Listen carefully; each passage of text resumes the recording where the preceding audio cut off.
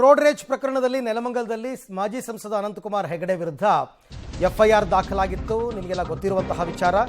ಈ ರೋಡ್ ರೇಜ್ ಪ್ರಕರಣದಲ್ಲಿ A1 ಆಗಿದ್ರೂ ಕೂಡ ಅವ್ರನ್ನ ವಶಕ್ಕೆ ಪಡೆದಿರಲಿಲ್ಲ. ಈಗ ಇನ್ನಿಬ್ಬರು ಆರೋಪಿಗಳು A2 A3 ಗನ್ಮ್ಯಾನ್ ಮತ್ತು ಡ್ರೈವರ್ ಇಬ್ಬರಿಗೂ ಕೂಡ ಈಗ ಜಾಮೀನು ಮಂಜೂರಾಗಿದೆ.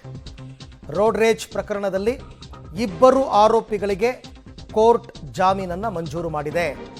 ಅನಂತಕುಮಾರ್ ಹೆಗಡೆ ಗನ್ಮ್ಯಾನ್ ಮತ್ತು ಅವರ ಕಾರು ಚಾಲಕ ಇಬ್ಬರಿಗೂ ಕೂಡ ಬೇಲ್ ಸಿಕ್ಕಿದೆ. A2 A3 ಇಬ್ಬರನ್ನ ಅರೆಸ್ಟ್ ಮಾಡಿದ್ರು ಪೊಲೀಸರು. A1 ಬಿಟ್ಬಿಟ್ಟಿದ್ರು.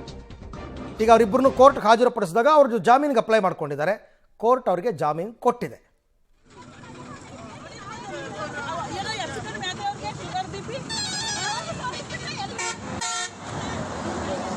ನಿನ್ನೆ ನೆಲಮಂಗಲ ಪೊಲೀಸ್ ಸ್ಟೇಷನ್ ಲಿಮಿಟ್ಸ್ನಲ್ಲಿ ಸಂಸದ ಅನಂತಕುಮಾರ್ ಅವರು ಪ್ರಯಾಣ ಮಾಡ್ತಾ ಇದ್ದ ಕಾರು ಇನ್ನೊಂದು ಕಾರ್ ಯಾವುದೋ ಒಂದಕ್ಕೇನೋ ಒಂದು ಸೈಡ್ ಹಾಕಿದ್ದ ಅಂತಂದ್ಬಿಟ್ಟು ಗಲಾಟೆ ಶುರು ಮಾಡಿದ್ದಾರೆ. ಆ ಕಾರ್ನಲ್ಲಿದ್ದವ್ರಿಗೆಲ್ಲ ಅನಂತಕುಮಾರ್ ಹೆಗಡೆ ಅವರ ಗನ್ಮ್ಯಾನ್ ಮತ್ತು ಚಾಲಕ ಹೊಡೆದಿದ್ದಾರೆ. ಕೆಲವು ವಿಜುವಲ್ಸ್ ಎಲ್ಲ ಇದೆ, ನೀವು ನೋಡ್ತಾ ಇದ್ದೀರಾ. ಬಟ್ ಅವರು ಕುಟುಂಬದವ್ರು ಮಾಡೋ ಆರೋಪ ಅನಂತಕುಮಾರ್ ಹೆಗಡೆನೂ ಹೊಡೆದ್ರು, ಲೇಡೀಸ್ ಹೊಡೆದ್ರು, ಅವ್ರು ಕುತ್ತಿಗೆ ಹಿಡ್ಕೊಂಡು ಕೆಳಗೆ ಬೀಳಿಸಿದ್ರು ಅಂತೆಲ್ಲ ಅವರು ಆರೋಪ ಮಾಡಿದರು.